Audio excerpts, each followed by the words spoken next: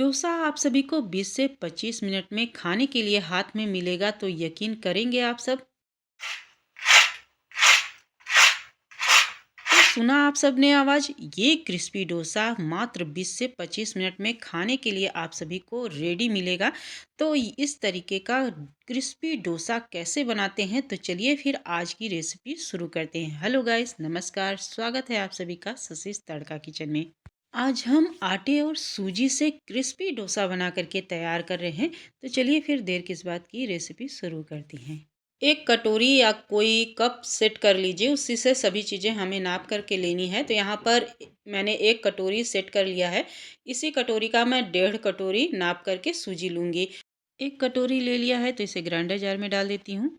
तो इसी कटोरी से 1.5 कटोरी भर करके सूजी लेना है। सूजी कोई बारीक या मोटा कोई सा भी ले सकते हैं। और इसी कटोरी से आधा कटोरी नाप करके आटा ले लेना है। तो पहले ही मैंने आटा को नाप करके ले लिया था। आधा कटोरी मैंने यहाँ पर आटा लिया है। नॉर्मली जो गेहूं का आटा होता है वही मैंने लिया है। और एक कटोरी, जिस कटोरी से हमने भर करके सूजी नापा था उसी कटोरी का भर करके एक कटोरी यहाँ पर दही का इस्तेमाल करना है। यानी 1.5 कटोरी सूजी हो गया, आधा कटोरी आटा हो गया और एक कटोरी नॉर्मल खट्टी दही ले लेना है। तो पहले थोड़ा सा पानी डाल करके ग्राइंड कर लेना है। तो मेरा ग्राइंडर जार थोड़ा बड़ा है, इसलिए मैंने सभी चीज़ों को डाल दिया है। और एक कटोरी भर करके यहाँ पर उसी कटोरी से मैंने पानी डाल दिया है। यानी पीसने के लिए इसको मैंने एक कटोरी भर करके पानी का इस्तेमाल किया है। तो कुछ इस तरीके का स्मूथ सा पेस्ट हमारा बन करके तैयार हो गया है। अगर आपको लम्स वगैरह कुछ लगता है तो इसे छन्नी में भी छान करके ले सकते हैं। और इस तरीके का देखिए स्मूथ सा पेस्ट हमारा बन करके तैयार हो गया है। इसको पीसने के लिए मैंने 1.5 कटोरी उसी कटोरी से नाप करके पानी का इस्तेमाल किया है और एक कटोरी दही का इस्तेमाल किया है। आधा कटोरी मैंने ग्राइंडर जार में जो भी पेस्ट लगा था उसको धो करके इस्तेमाल किया है। जो भी ग्राइंडर जार में लगा था उसे भी धो करके इसी में डाल दिया है। अब इसे 5 मिनट के लिए एक ही डायरेक्शन में अच्छे से फेंट लेना है और 5 मिनट के लिए इसे कवर करके रख देना है। अब इसमें स्वाद अनुसार नमक डाल देना है और अच्छे से फिर से इसे 2-3 मिनट के लिए फेंट लेंगे एक ही डायरेक्शन में। ये जो डोसा बना रहे हैं ये फ्लफ़ी बने और जालीदार बने, इसके लिए इसको फेंटना बहुत ज़रूरी है। तो टोटल अभी 10 मिनट ही हुआ है और बैटर की कंसिस्टेंसी देख लीजिए, मैं दिखा दे रही हूँ फिर से। कुछ इस तरीके का है। तो इसको कवर करके रख देते हैं अभी। चलिए बैटर की तैयारी तो हो गई है, फटाफट से अब झटपट हम चटनी बना करके तैयार कर लेते हैं। तो इसके लिए मैंने 1/4 कप लिया है डेसिकेटेड कोकोनट। आप ताज़े नारियल का भी इस्तेमाल कर सकते हैं। 4-5 कली लहसुन, हरी मिर्च, तीखा आप अपने हिसाब से एडजस्ट कर सकते हैं। आधा इंच अदरक का टुकड़ा और 1/4 कप के जितना ही मूंगफली लिया है। 1/4 कप के जितना ही दही लिया है। अब इसमें स्वाद के अनुसार नमक डाल दीजिए, यानी काला नमक भी डालना है और सफ़ेद वाला भी नमक डालना है।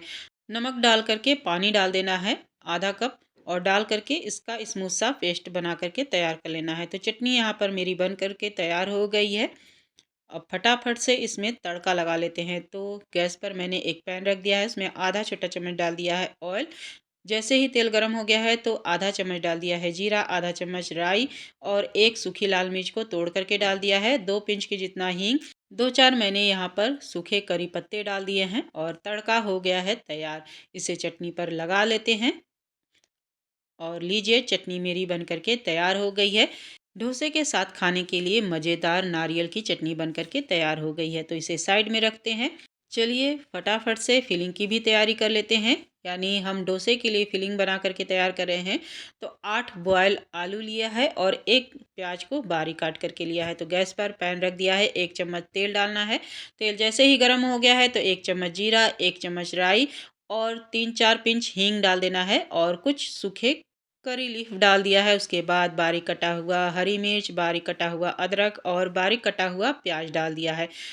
प्याज को जैसे ही मैंने थोड़ा-सा सौते कर लिया है, उसमें आधा छोटा चम्मच के जितना डाल दिया है हल्दी पाउडर, आधा छोटा चम्मच गरम मसाला, आधा छोटा चम्मच काली मिर्च पाउडर और 1 चम्मच इसमें सांभर मसाला डाल देना है। सभी चीज़ों को डालने के बाद कुछ देर भून लिया है और एक बारीक कटा हुआ टमाटर डाल देना है। टमाटर अगर आप नहीं डालना चाहते हैं, तो इसकी जगह पर नींबू का रस का भी इस्तेमाल कर सकते हैं। मेरे पास आज नींबू नहीं था इसलिए मैंने टमाटर ही डाल दिया है और अच्छे से टमाटर को थोड़ा-सा गला लेना है यानी पका लेना है और स्वाद के अनुसार नमक भी मैंने इसी स्टेज पर डाल दिया है 1 चम्मच। जैसे ही टमाटर थोड़ा-सा गल गया है तो उसके बाद बारीक कटा हुआ धनिया और थोड़े से मैंने मूँगफली के दाने भी डाल दिए हैं। मूँगफली डाल कर के अच्छे से मिक्स कर लिया है, उसके बाद हाथों से क्रश करके उबले हुए आलू डाल देना है। अब आलू डाल कर के अच्छे से मिलाते हुए सभी चीज़ों को भून लेना है 2-3 मिनट के लिए। अगर आप इसमें भुने हुए चने का दाल भी डालना चाहते हैं तो वो भी डाल सकते हैं। फिलिंग यहाँ पर हमारी तैयार हो गई है भून करके। सभी चीज़ों की तैयारी हो गई है तो फटाफट से अब डोसा बना करके तैयार कर लेते हैं। गैस पर एक पैन रख दिया है, हाई फ्लेम पर पैन को रखा है। इस पे डोसा मेरा बहुत ही अच्छा बनता है। इस पैन को मैं 17-18 साल से इस्तेमाल कर रही हूँ और काफ़ी अच्छा चल रहा है। तो देखिए जितना डोसा पुराने तवे पर अच्छा बनता है उतना नए तवे पर नहीं बनता है। इसलिए पुराने से पुराने तवे का ही इस्तेमाल कीजिएगा डोसा बनाते वक़्त। अब क्या करना है, थोड़ा-सा ऑयल लगाना है पहले और 2 बारी ऑयल लगा कर के थोड़ा-सा पानी छिड़कना है, यानी 2 बार ये काम करना है और अच्छे से किसी सूती कपड़े से पोंछ लेना है। बढ़िया और परफेक्ट डोसा अगर आप बनाना चाहते हैं तो इस ट्रिक को ज़रूर फॉलो करिएगा। यानी पानी छिड़क करके खूब अच्छे से तवे को पहले ठंडा कर लीजिए, क्योंकि तवा जब स्टार्टिंग में आप रखते हैं तो काफ़ी हीट हो जाता है तवे पर, इसलिए उसको ठंडा करना बहुत ज़रूरी है। उसके बाद अपना 1.5 कलछुल लीजिए डोसे वाला बैटर, अच्छे से राउंड राउंड करते हुए फैला लीजिए सेंटर में डालते हुए। पहला डोसा मैंने उतार लिया है ऐसे ही सिंपल ही। उसके बाद मैंने दूसरा डोसा अच्छे से तवे पर फैला लिया है और ये लीजिए कितना अच्छा एयर बबल आया है हमारे डोसे के बैटर में और ये थोड़ा-सा किनारे छोड़ने लगा है। यानी लो टू मीडियम फ्लेम पर डोसे को अच्छे से नीचे से सिकने दीजिए। थोड़ा-सा ऊपर से बटर या ऑयल लगा दीजिए। तो मैं यहाँ पर ऑयल का इस्तेमाल कर रही हूँ। थोड़ा-सा 2 चम्मच के जितना मैंने ऑयल लगा दिया है चारों तरफ और ये देखिए नीचे से ये छूटने लगा है और थोड़ा-सा मैं इधर चिपका हुआ था तो ज़बरदस्ती छुड़ा रही थी तो ये थोड़ा-सा टूट गया है साइड से। कोई बात नहीं है, फिर भी डोसा हमारा परफेक्ट बना है और इसके ऊपर फिलिंग फैला देना है और आप सब देख रहे हैं कि डोसा इधर-उधर घिसक रहा है क्योंकि इसने पैन को छोड़ दिया है और नीचे से ये काफ़ी क्रिस्पी हो चुका है। तो फिलिंग इस तरीके से फैला दीजिए।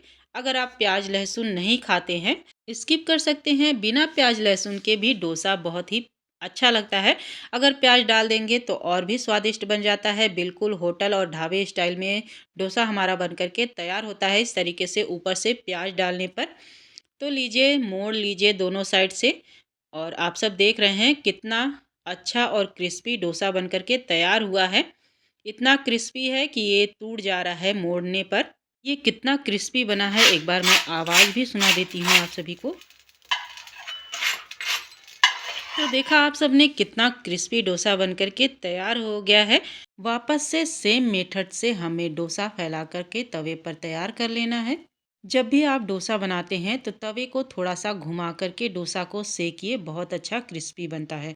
डोसे को सेक लीजिए। तो देखिए एक मैं प्लेन डोसा बना रही हूँ यानी पेपर डोसा बना रही हूँ और बीच से इस तरीके से कट कर लीजिए थोड़ी दूर तक, यानी आधे पर कट कर लीजिए। उसके बाद इस तरीके से फोल्ड करते हुए एक साइड से इसको कोन जैसा बना लीजिए। टोपी डोसा भी इसको बोल सकते हैं या कोन डोसा भी बोल सकते हैं। और इस तरीके से आप फोल्ड कर लीजिए और इसको ऊपर जब इस तरीके से आप करेंगे तो ये टोपी जैसा बन कर के तैयार हो जाएगा।